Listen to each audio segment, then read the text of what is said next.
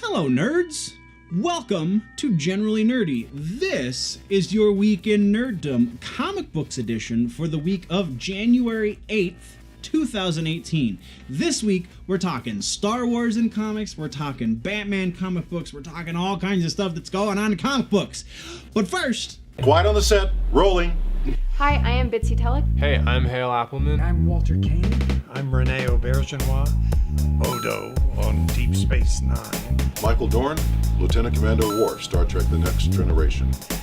Come and see me and hear me and talk to me and listen to me talk about myself. Hey man, this is Kevin Smith, often considered generally nerdy, and you are listening to what is often considered generally nerdy. On Generally Nerdy. You're listening to Generally Nerdy. Generally Nerdy. Generally nerdy. I said we're talking Star Wars, let's talk Star Wars.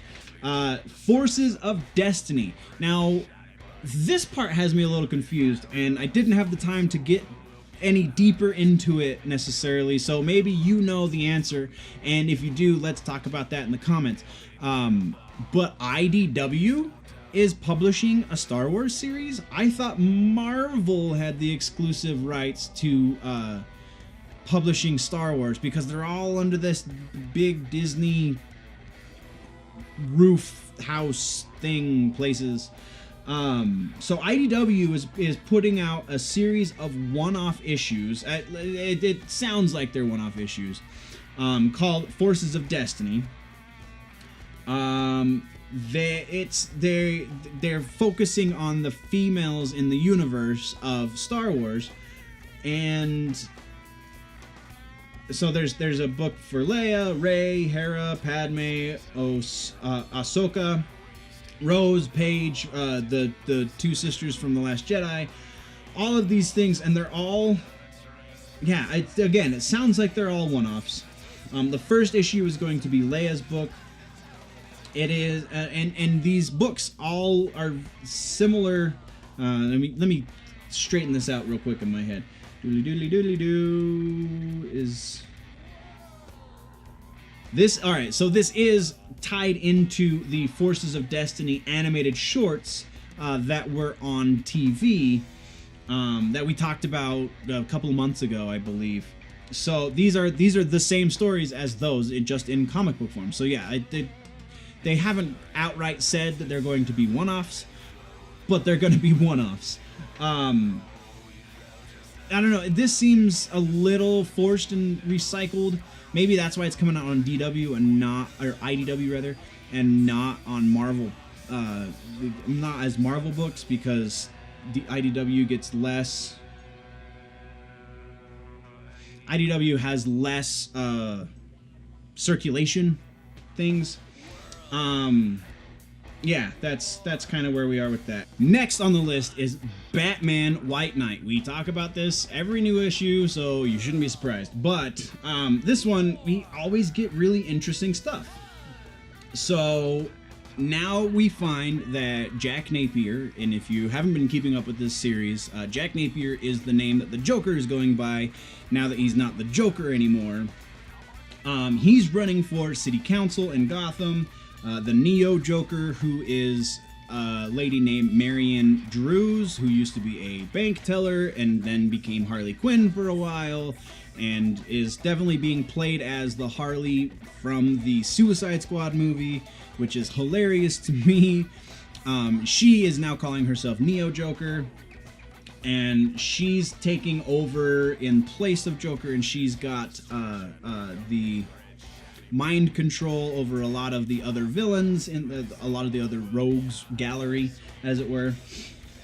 And then we find out that Napier has a plan to bring peace to Gotham that involves Batman, and Batman will have none of it because he still thinks Napier is the Joker and is out to do horrible things, and he's just playing some sort of long game. And then you have the actual Harley Quinn, Harleen Quinzel, who is back and helping Napier stay on the good side of things and all of this interesting stuff. And then Batgirl and Nightwing come in this issue. Oh, so much stuff is happening. It's so interesting to watch happen. The writers or writer rather, Sean Murphy, and then the artists, Sean and Matt Hillingworth, are doing a killer job. The artwork in this series is fantastic. The writing is very unique and incredible and is worth a read. So if you haven't been reading this book, definitely go to your local comic book shop, go to comiXology.com, wherever you get your books, and get this comic book.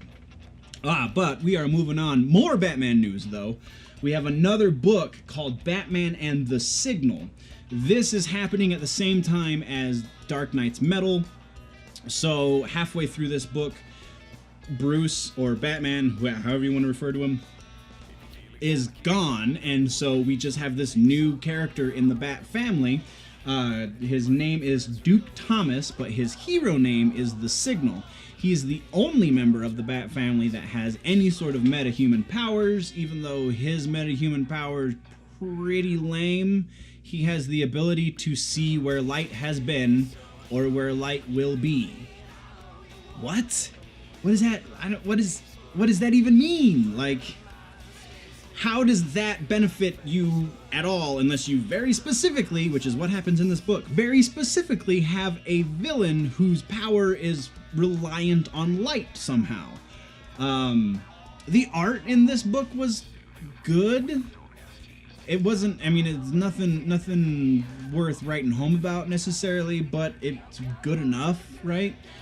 So there's that, but the story's just kind of weird and not very solid or very well planned out. I feel like the meta power of the Signal just isn't gonna go past this story arc, I feel like. So we have another throwaway member of the Bat family, which is at like 16 members these days. So yeah, not all Batman is good. I mean, even bad Batman's better than most other comics, but still, not all Batman is good. Next, though, and final for this section, we are talking Phoenix Rising, issue number 2. This is the resurrection of Jean Grey, and we see a lot more. So there's something weird going on in this book. And we know this, and we know that what is actually happening, what we're seeing happen, rather, is not what's actually happening. Because in this issue, we got a couple more resurrected mutants, even though nobody uses powers yet.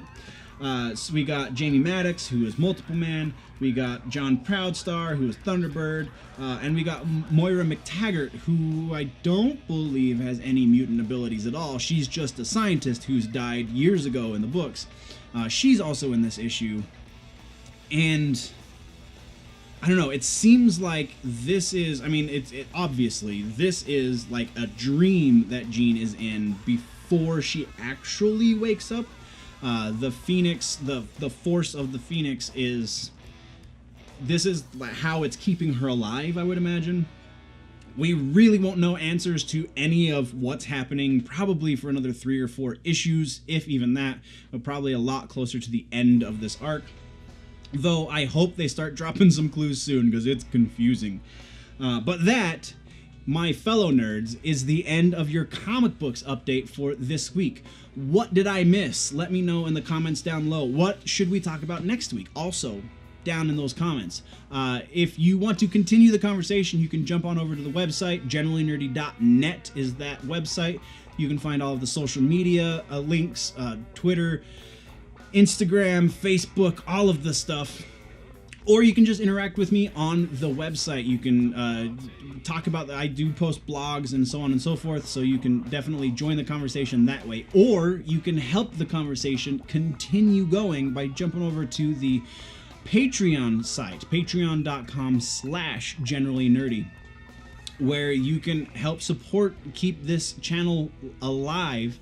Just $1 a month is the lowest entry-level point, which gets you early access to all of the videos. Every video that comes up on the YouTube, you get early access to on the Patreon.